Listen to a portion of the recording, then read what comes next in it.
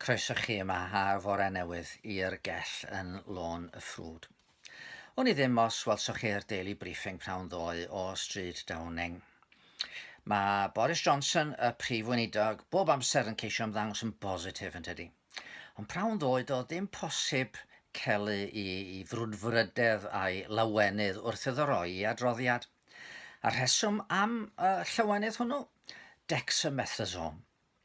Mae'r arbrofion wedi dangos fod hwn yn gyffur sy'n gallu helpu pobl sydd yn ddifrifol wael efo afiechyd Covid-19.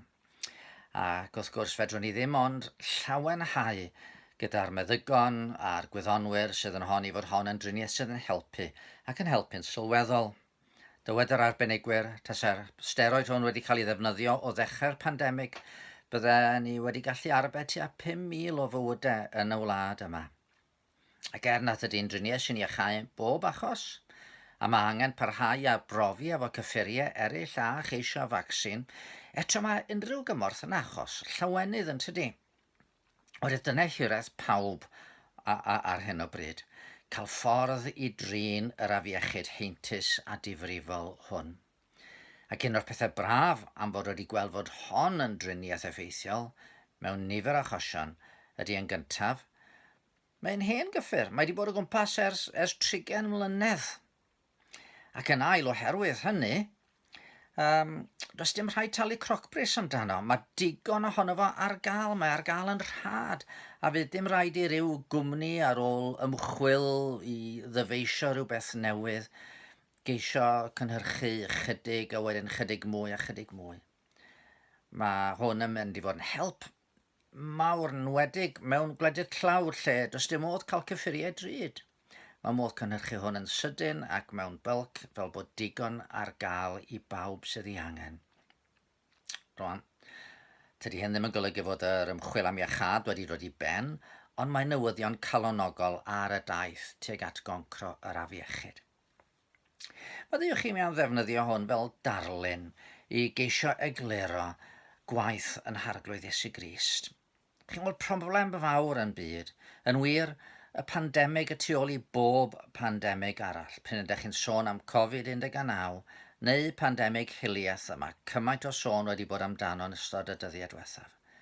Y pandemig mawr ydy bod ni'n byw mewn byd am herffaith, byd sydd wedi syrthio'r hyn ddylef o fod, lle mae pob un ohono ni yn wynebu marwolaeth ryw ddydd.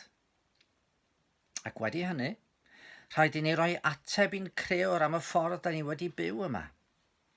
A mae pob un ohono ni wedi'n heintio a phechod. Ac mae pechod yn afiechyd marwol. Na fydde'n ateb i gael i bechod y byd. Ryw gyffur, ryw obeth sydd yn mynd i gael gwared ohono fo. A dyma'r llawenydd a'r newyddion da yma yr arglwydd Iesu Grist ni gynnig i ni. Medde fo, mae fi yw'r atgyfodiad a'r bywyd. Pwy bynnag sy'n credu yno fi, iddo farw fe fydd byw. A phwy bynnag sydd yn byw ac yn credu yno fi, ni bydd marw byth. Sut mae'r arglwydd yn gallu gwneud y fath gynnig? Wel, am iddo fo gymryd yn beia a wynebu'r gost yn lle ni. Fel mae Paul yn ysgrifennu, ni wybu Crist beth oedd pechu. Ond gwnaeth Duw ef yn bechod trosom ni, mwyn i ni ddod yn gyfiawnder Duw ynddo ef. Neu yng rhyfeddol Williams Patercelyn, fe ddaeth i wella'r archol trwy gymryd clwyf ei hun. Etifedd nef yn marw i wella marwol ddyn. Yn signau mas y gwenwyn ar oes y sarff i ni, ac wrth y gwenwyn hwnnw yn marw ar galfari. A sylwch, fel dexamethasone, nid rhywbeth newydd ydy hwn. Mae'n hen driniaeth, wedi bod ar gael ers miloedd o flynyddoedd. Ac fel dexamethasone, tydi hwn ddim yn ddrud chwaith i gael gafel arno. Yn wir, mae'n cael ei gynnig am ddim i ni. Dim ond edrych ar Iesu ar hyn a wnaeth a chredu i fod o wedi gwneud hynny drosto ni sydd rhaid i ni'n wneud. Ac yn wahanol i dexamethasone, mae hwn yn iachau pawb sy'n mentro ato. O gadewch i ni fynd nôl at Boris am funud. Mi gododd un pwnc yn y briefing ddoe, lle doedd o'n edrych cweit mor gyfforddus. Mi gododd rhywun fater prydau ysgol, y tocynnau sydd ar gael i rai sydd yn dlawd ac ar y buddaliadau. A a'r tocynnau yma ar gyfer gwyliau'r haf. Mi oedd y Llywodraeth wedi dweud nad oedd y cynllun i roi prydau ysgol rhad i barhau dros wyliau'r haf. Ond wedi'r pêl-droedio'r Marcus Rashford ac eraill godi ymgyrch yn erbyn y penderfyniad, fe newidiodd y Llywodraeth i meddwl. Dyma nhw yn gwneud tro pedol. Doedd y Prif Weinidog ddim petai yn barod i ddeud iddo wneud camgymeriad, ond yn sicr mi fuodd na dro pedol a mynd i gyfeiriad gwahanol. A dyna lle mae Efengyl Iesu'n costio i ni, ydych chi'n gweld. Rhaid i ni newid cyfeiriad mwyn derbyn maddeuant Duw. Gair y Beibl am hyn ydy edifarhau. Mae cydnabod yn bod ni bod ar goll, yn byw yn bywydau gan deithio'r cyfeiriad anghywir, oddi wrth y Dduw. Mae'n gallu bod yn anodd gwneud hynny. Ond dyna amod derbyn yr iachad.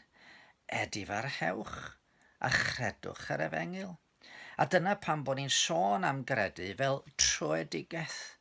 Da ni'n troi oddi wrth yn ffyrdd yn hunain ac yn dod gan gydnabod i gerbron Duw yn bod ni wedi methu, yn bod ni ar fai a bod ni angen i faddeuant.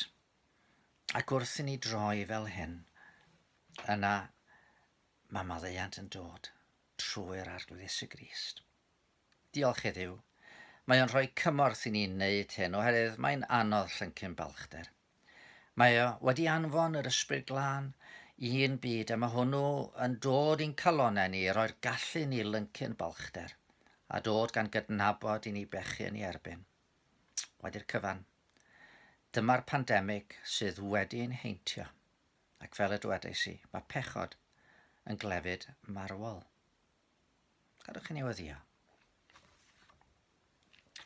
Arglwydd yn Duw, da ni yn cydnabod ger dyfron yn bod ni yn byw mewn byd lle mae cymaint o broblemau a da ni sylweddoli o ddewn tad. Mae'n nid allan fannau mae'r problemau ond yn calonau ni i ddechrau.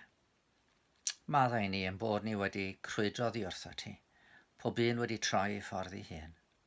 A helpa ni, unwaith eto heddiw, i droi ata ti, i roi yn ffydd yn yr hyn nath a gwaredwr troston ni ar y groes, ac i dderbyn y maddeuant yr o ti yn ei gynnig. Amen. Dan eich bendydd.